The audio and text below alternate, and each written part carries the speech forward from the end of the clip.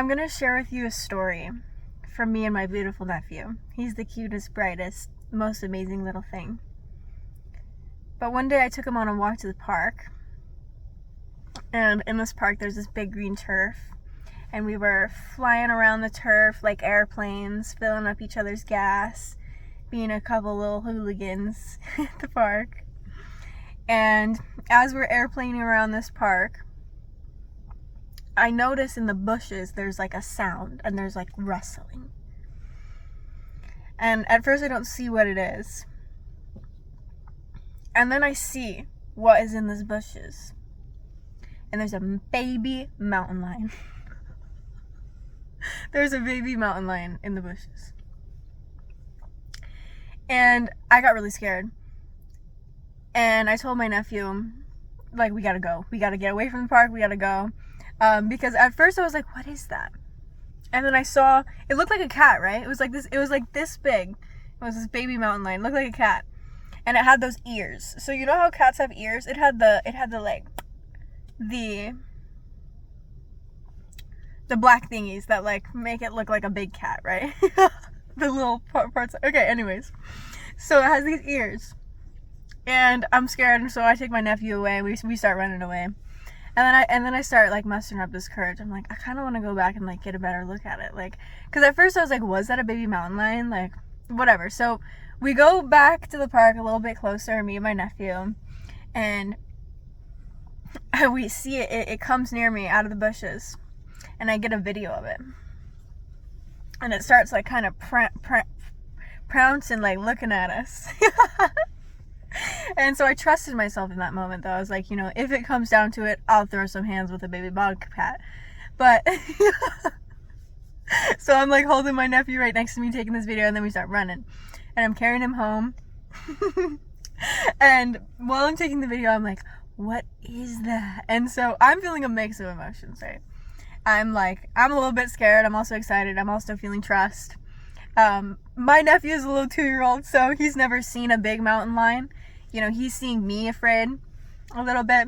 So my nephew's experiencing all these big emotions. He's never seen a mountain lion. He sees I'm a little bit afraid. He's a little bit afraid. He's also excited. He's a little boy. He loves dinosaurs and all those big scary things, warriors, whatever. And so this is a big moment. And so he's telling people as we're walking by that we just saw a mountain lion, and when we get home, he's just bursting with excitement to show his grandma and his mom and his dad what we saw at the park. Over the next few hours, when I was hanging out with him, I noticed he was kind of stuck in this loop. Like, he kept saying over and over, what is that? What was that? What was that? And he just kept on saying that over and over and over again. And I kind of recognized what was going on in the moment. That, you know, my nephew, he just had a really big moment of a lot of big emotions, a lot of new things. You know, he's never seen a mountain lion. It was a little bit scary. I was a little bit scary. It was exciting at the same time. It was a big moment for him. And so I recognized that in that moment, that what he needed was space, you know. So I got out my whiteboard. We were coloring on the whiteboard, and I'm just letting him talk over and over again. He keeps saying, "What was that? What was that? Whoa!" Over and over. And so, in that moment, you know, I wouldn't have told my nephew, like, hey, you're ruminating, buddy, and you need to stop. Like, you're ruminating over that moment. You need to let it go. You need to stop. You need to stop thinking about it, right? That would have been totally inappropriate. What I did was I recognized that he needed to process that moment because it was a big moment, and that what he needed was space. And the same goes for you on your journey, on your healing journey, is that you've been through big moments of excitement and betrayal. Things that made you feel loved and connected to someone. Things that made you feel happy and excited but in pain at the same time. The cycles of abuse, of love bombing and abuse, you know, those are big moments.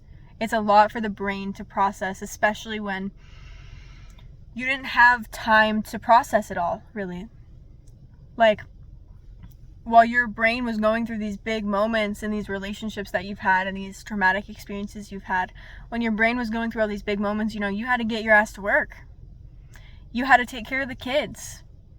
You had to, take care of your responsibilities, clean the house, make dinner. You had to keep on going. And so when we exit these big moments, sometimes our brain begins to process it by looping over and over and over again. There's pieces of those moments that were so big that we can't fully process it in the moment. So the brain kind of keeps bringing us back to that moment so that we can complete it. Right? This is what happened with my nephew.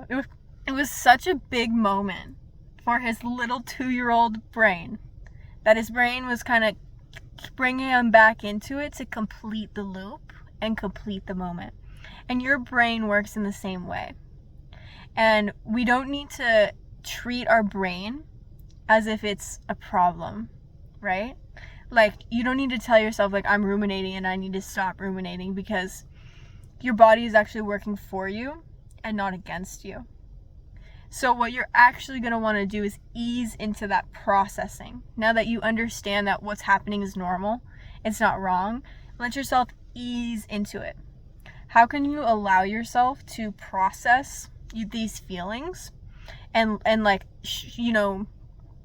speed up the processing, right? Because trying to shove it all away as rumination and something that's wrong leads to a whole lot more emotional problems than we're already dealing with from these big moments that our brain is trying to process. And so how can we ease into it? Ease into the processing. One way that I really like to do this is with journaling and writing a letter. So write a letter to those who have hurt you. Stand up for yourself in this letter.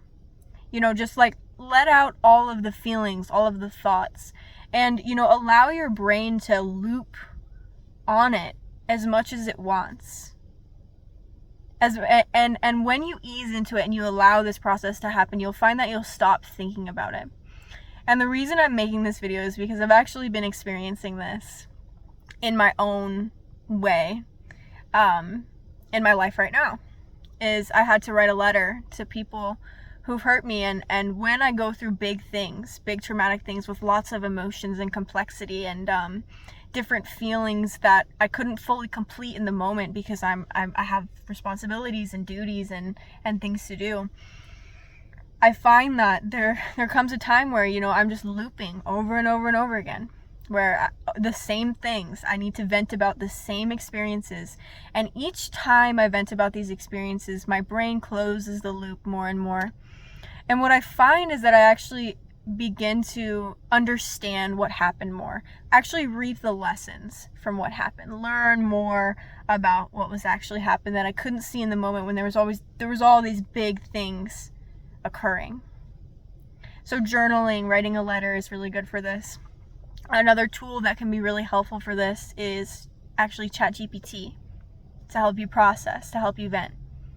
Now, this isn't an ad, but one really beautiful thing I love about ChatGPT for trauma survivors is that when we have trust issues and all these fears of people judging us and people hurting us and betraying us, when we have these trust issues, the AI is one thing that it doesn't judge us, right? You don't really have to worry about, being betrayed by an AI or being hurt by an AI. There's more room for you to express and vent, with your truth, with what you actually think, without these fears and blocks that cause you to kind of, shift your words so that you don't get hurt and not say what you actually think and what you actually feel. ChatGPT can be really good for that. On the flip side, it can turn into a sort of an echo chamber if you don't have critical thinking skills or the ability to take accountability for yourself. So we don't want to use it as a way to just validate everything, but we can use it as a way to validate and process things with our limits of, I'm not going to let the AI dictate my life, and I'm not going to let the AI, validate everything to the point where I'm doing things wrong and not seeing it. We don't have that balance, of course, always. But it's a really beautiful tool for trauma survivors to help you process in front of something that you know can't hurt you, right? You don't have to trust the AI. You know it can't hurt you, right? You know it's not going to betray you. So your rumination is your brain's natural way of trying to process and complete the moment, complete the loop for you. And just like I gave my nephew space, it's your job to ease into it and give yourself that space. Another way that you can help your brain process is to do what we did, color, and just let your mind go free. Do something quiet so that your mind can let the loop go. And when you let go of the resistance to it, the need to change it and fix it, you'll notice that it goes away over time.